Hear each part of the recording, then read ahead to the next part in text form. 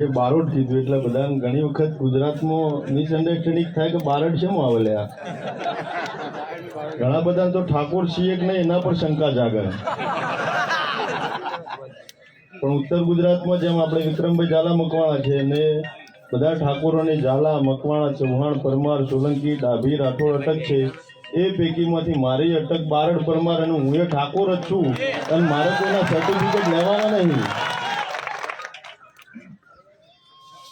ગુજરાતના નામાંકિત કલાકાર ગુજરાતના ફિલ્મ અભિનેતા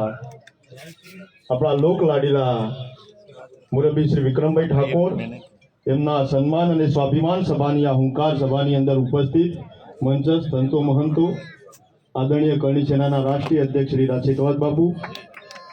ક્ષત્રિય ઠાકોર સમાજના વડીલ મુરબ્બી શ્રી અગ્રણી નવગણજી ઠાકોર, પૂર્વ એમએલએ ધારાસભ્ય શ્રી ભરતજી ઠાકોર, બીજા કલાકાર આપણા ભાઈ રોહિતભાઈ અને બેન કાજલબેન, બધાએ માફ કરજો હા બેન, બધાએ મારા માથાના મોભ સમાન છો, મંચ ઉપર બિરાજમાન બધાએ સામાજિક પૂર્વ ધારાસભ્ય શ્રી કેસરીસિંહ બાપુ, સમાજના 18 વર્ણના જે પણ સામાજિક આગેવાનો, રાજકીય આગેવાનો, લોક ગાયકો, ભજનીકો, સાહિત્યકારો બધાએ મંચ ઉપર ઉપસ્થિત છો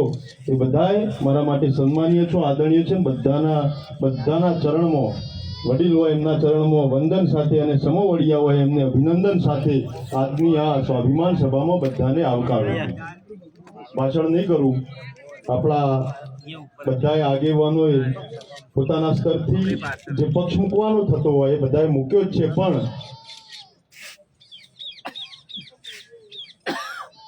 આ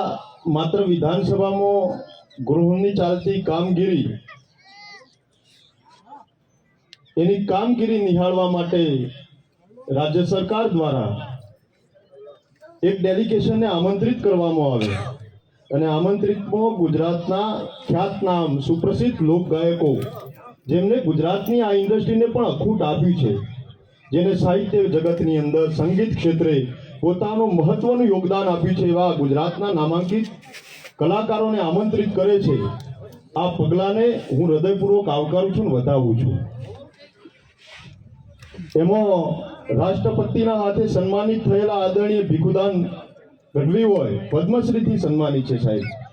એમનું આપણે દિલથી હૃદયથી લાગણીથી સન્માન કરીએ છીએ। અને હવે ગુજરાતના તમામ જે કલાકાર બંધુઓનું સન્માન થયું એમનો અમે પણ સન્માન કરીએ છીએ, ક્ષત્રિય ઠાકોર સમાજ પણ સન્માન કરે છે। એના સામે ક્ષત્રિય ઠાકોર સમાજ કે ભાઈ શ્રી વિક્રમભાઈ ઠાકોર કે ગુજરાતના એક પણ લોક ગાયકનો એમાં જરાય વાંધો નથી।